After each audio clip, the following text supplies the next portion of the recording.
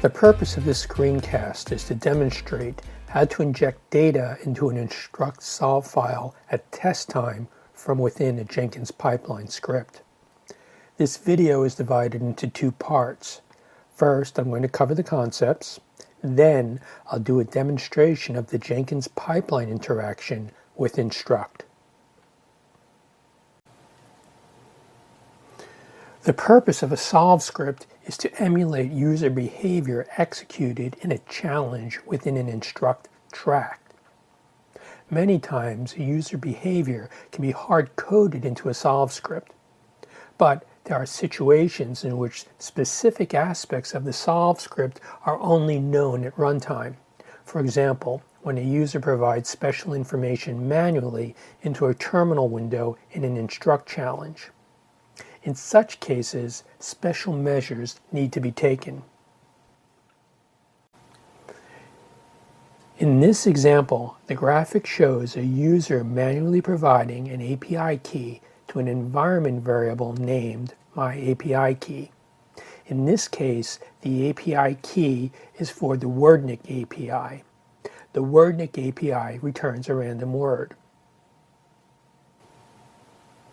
Then, the API key value is appended to the URL for the wordnik API, and using a curl command, the random word is retrieved.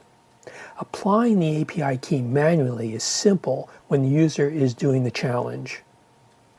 Applying the API key from an automated test running within a Jenkins pipeline is another matter. That data needs to be injected into a track's resolve script. Let's take a look at how this is accomplished at the conceptual level. As previously mentioned, just-in-time data, in this case the API key, is added at test time to the Jenkins pipeline job that is controlling the execution of Instruqt testing. The job requires that the Instruqt CLI tool is installed on Jenkins. The pipeline script uses the Instruqt CLI tool to copy the source code for the track in question from Instruqt onto the Jenkins file system, using the command instruct track pull. See callout 1 in the figure. Once the source code is pulled down from Instruqt, the solve file into which data will be injected is backed up as a precaution in case of any malfunction in Jenkins as the pipeline script is run. See callout 2. Then, the pipeline script inspects the solve script of interest, substituting a predefined replacement string with the actual runtime string to inject. The replacement string is the string with the 9 X's. Thus, if the value to inject into the Instruqt solve script is the value cheese, the pipeline script looks for the string with the 9 X's and replaces it with the string cheese. See callout 3. After the just-in-time string is injected into the solve script, the pipeline executes the CLI command instruct track push. The command uploads the updated solve script into Instruqt. See callout 4. Then, the pipeline script executes the CLI command instruct track test to run all the solve and check scripts in the track. After testing is completed, the backup file replaces the updated solve script, effectively resetting the track files to their original state. Once again, the instruct command, instruct track push, is called in the pipeline script. Should an error occur at any time, the backup file replaces the updated solve script, and the command instruct track push is called.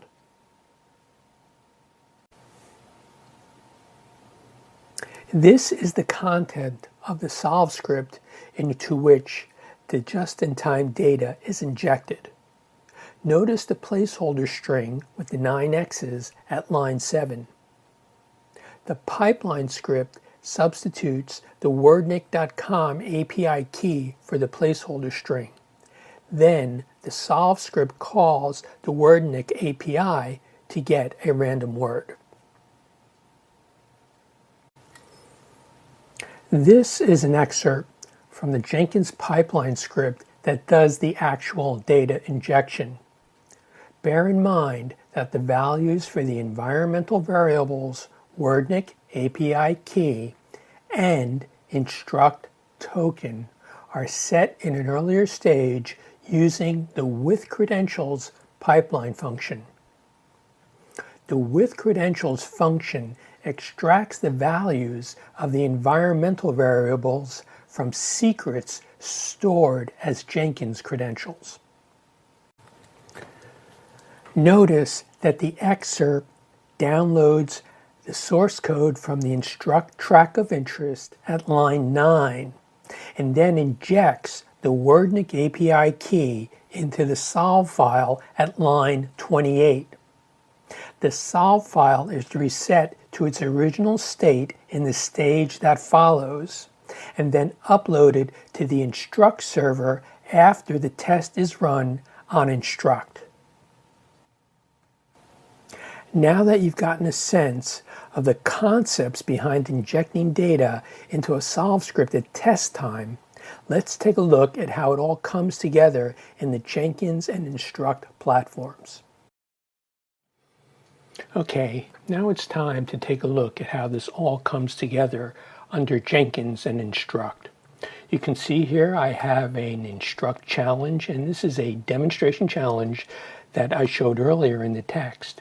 And in this case, what it does is it allows a user to interact with the wordnik API from within the Instruqt interactive terminal.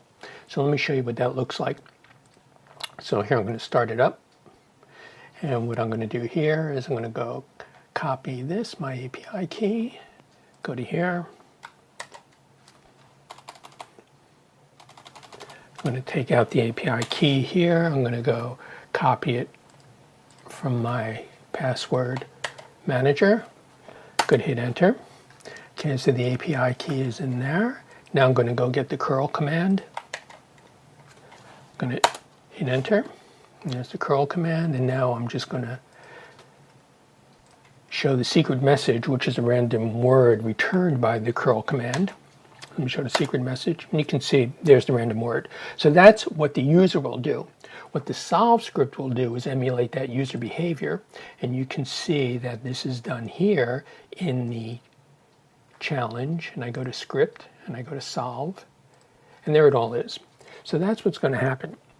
Now, what will happen in the Jenkins end of things is Jenkins will download all the solve files, and then it'll go into the solve file of interest, which is this one, look for those 9 X's, and then substitute the wordnik API key in there, and then run the curl command to get the secret message out, just as the user did manually.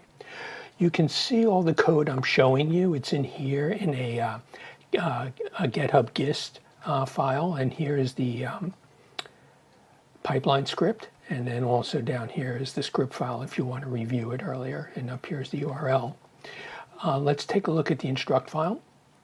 Excuse me, the Jenkins file, and we'll go to the pipeline, and you can see the pipeline is segmented into 5 stages. It's going to go get JQ, it needs that for parsing the JSON files.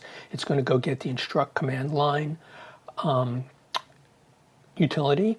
It's going to get the environmental variables out of the Jenkins credentials. It's going to do the data injection, and then it's going to run the test.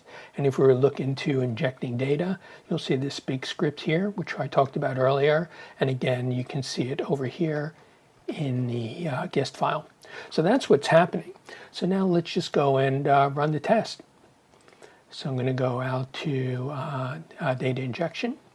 And here's my test, and now I'm just going to go build now, and it's going to start the test. It's going to install the JQ JSON parser. It's going to go install the Instruqt CLI. It's going to initialize the variables, and now it's doing the data injection. And now it's going to go out and start running the tests. And this takes a little bit of time, but what I'll do is I'll edit the time elapse so you don't have to sit around and wait for 2 minutes. Now, if we were to go over and look at the inject script while the test is running, go to the script, let's go to the solve file, and you can see there's the API key, and this has been injected because the test is running now. Once the test is over, this file will be reset to its original state. Okay, the test is complete, and just for confirmation, let's go back out and take a look at the solve script again. We're going to look at solve script. Notice that the 9x's have been replaced. This means that the solve script has been reset to its initial state. And then you can see we have the completed test. And if we go to take a look at the test, we take a look at the console output. You can see there's all the output from the pipeline script, all there for you to see. What I've shown you is how to inject data into a solve file from Jenkins and then run a test once the data has been injected.